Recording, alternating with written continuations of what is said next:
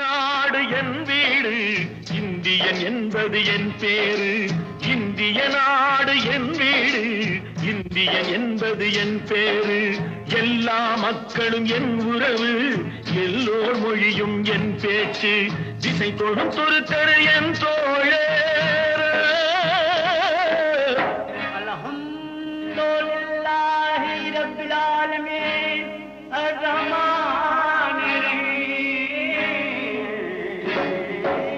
திசை தொடும் துருக்கரு என் தோழர், தேவன் இயேசுவும் என் கடவுள்.